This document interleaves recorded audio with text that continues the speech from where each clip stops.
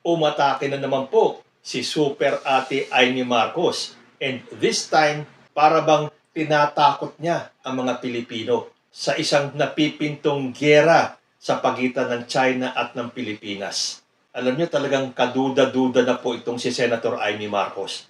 Sa bagay, kung tutuusin, hindi na tayo talaga magdadalawang isip eh. Ito po talagang si Amy Marcos ay maka-Duterte na. Dahil parehong-pareho po siya ng pag-iisip nitong mga alipores ni ex-President Duterte. Yung kanilang ipinapakalat na gigirahin tayo ng China, na isinusubo tayo ni President Bongbong Marcos sa isang digmaan. Ngayon naman, ito ang panakot ni Senator Amy Marcos.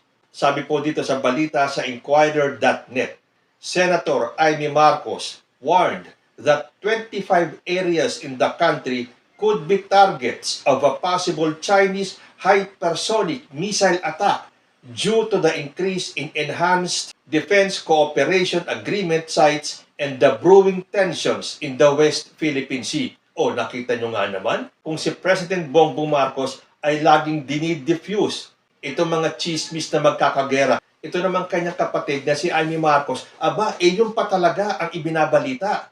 Winawarningan pa si Bongbong Marcos that 25 areas in the country magiging target daw ng posibleng Chinese hypersonic missile attack. Nakakatakot nga naman talaga yon. Isipin mo na lang yung missile attack eh. Kung di ka ba naman kabahan. Tapos 25 areas pa sa ating bansa ang tinatarget. Mangangatog talaga ang tuhod natin dito sa takot. Ayon po sa balita, Senator Amy Marcos warned that 25 areas in the country could be targets of a possible Chinese hypersonic missile attack due to the increase in Enhanced Defense Cooperation Agreement or yung pong EDCA and the brewing tensions in the West Philippine Sea. Marcos said that among the 25 areas are the Ilocos region, a frequent site of war games between Manila and Washington, as well as Batanes and Subic in Zambales, where she said the country's new missiles have been installed. Sabi ni Amy Marcos, natatakot talaga ako habang umiinit dyan sa West Philippine Sea. May nakita ako na plano ng China na gagamitin yung hypersonic missile. Yan po ang sinabi ni Marcos sa isang video sa kanyang official Facebook page. Ang tanong, paano kaya at kanino nakita ni Amy Marcos itong plano ng China na gagamitan tayo ng hypersonic missile? May access si Amy Marcos sa plano ng China? Or sinabihan siya ng mga incheck, oy, kapag hindi kayo sumunod sa amin, pauulanan namin kayo ng missile. Ganun ba yun? Hindi ba? Saan makukuha ni Amy Marcos itong balitang ito? Sino ang nagsabi sa kanya? Sabi pa niya, nakatakda na yung 25 na target nila. Kitang-kita na. Kasi sa pagbabasa natin, may mga BrahMos missile na sa Batanes, pati sa Subic. So yung dalawang yon ang uunahin, kasama ang Ilocos, kasi mga live-fired na balikatan. Nakakatakot nga eh. 25 ha? Hindi biro yun. So nakita ninyo, sa tono ng pananalita ni Amy Marcos, talaga pong she is instilling fear in the hearts of the Filipinos. Ano ba naman talaga itong si Amy Marcos? Kung ang gobyerno natin pinahuhupa ang takot ng Pilipino, siya naman lalo niyang tinatakot ang mga Pilipino. Marcos is referring to the state-of-the-art supersonic cruise missiles acquired by the Philippines from the Indo-Russian defense contractor BrahMos Aerospace. Porke tayo ay bumili ng state-of-the-art supersonic cruise missiles, ay gusto na natin makipaggera? Ano ba kayo? Sasabihin nyo na hindi natin kaya ang China dahil wala tayong mga equipment, wala tayong mga artillery, wala tayong mga modernong kagamitan na kung sakali tayo ay gerahin o sakupin ng ibang bansa ay hindi tayo nakahanda. Ngayon naman nag-acquire ang ating gobyerno ng mga state-of-the-art na mga cruise missiles. Sasabihin ni Amy Marcos, handang-handa na, kitang-kita na daw na nakatakda na yung 25 na target nila. Nakatakda. Ibig sabihin, matutuloy yan kasi nakatakda na eh. Destiny na yan, kumbaga. Planado na yan. Sabi pa ni Amy Marcos that aside from the West Philippine Sea tensions, China's possible move is also due to Manila's allowing more EDCA sites in the country.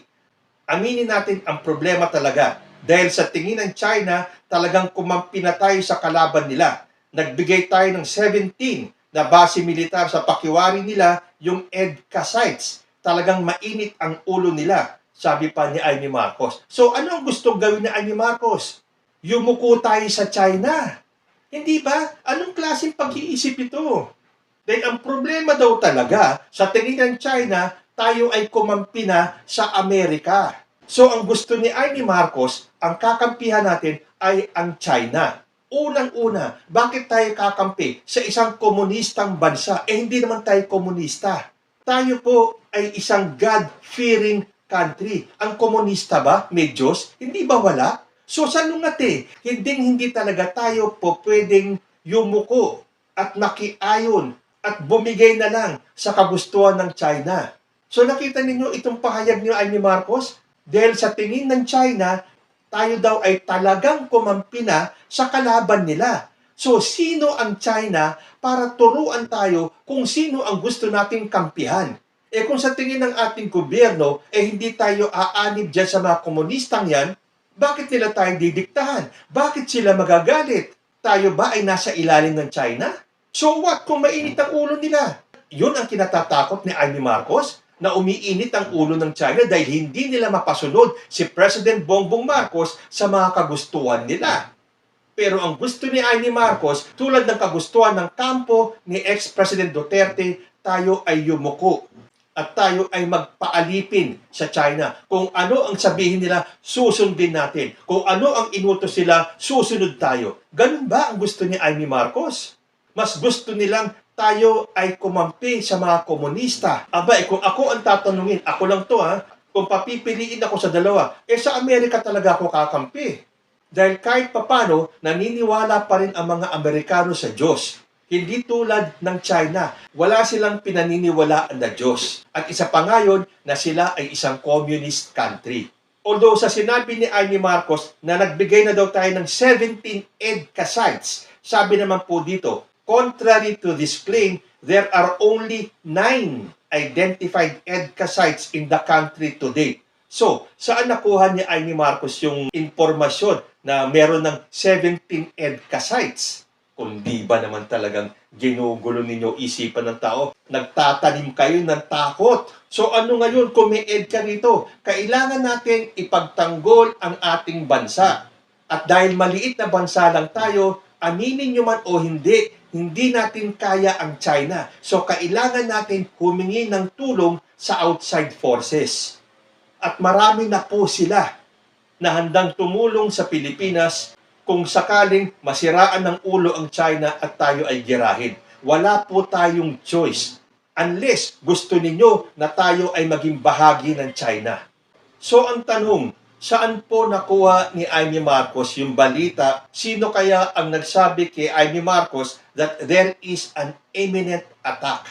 Dahil sabi naman po ng National Security Council, no imminent attack from China despite Senator Marcos's warning. Sabi po dito sa Inquirer.net, the Philippines does not face an imminent attack from China, the National Security Council said, after Senator Amy Marcos's warning that 25 areas in the country could be possible targets of a Chinese hypersonic missile attack. Sabi po ni NSC spokesperson Jonathan Malaya, the Philippines and the People's Republic of China maintain cordial relations and are committed to managing whatever differences there may be. Thus, we see no threat of any imminent attack from the People's Republic of China. For security expert Chester Cabalza, the scenario mentioned by Senator Marcos remains unlikely. Sabi pa ni Cabalza, who is the president and founder of the Manila-based think tank International Development and Security Cooperation, I don't think that China would threaten the Philippines and will start a war in the South China Sea. At hindi po ba, lately lang, lumabas po itong balitang ito, galing po sa ABS-CBN News. China and the Philippines agreed to work towards de-escalating tensions in the West Philippine Sea during a bilateral meeting where both countries acknowledged the need to rebuild trust and enhance maritime communication. Sabi pa sa isang balita ng ABS-CBN News din, Navy observes drastic reduction of Chinese vessels in West Philippine Sea.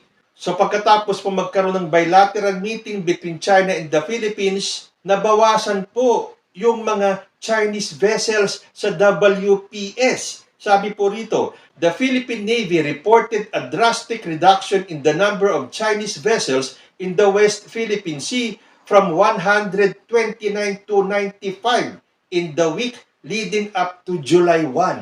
So, nung nagkaroon ng bilateral meeting, nagbawas na ng Chinese vessels sa WPS from 129 to 95.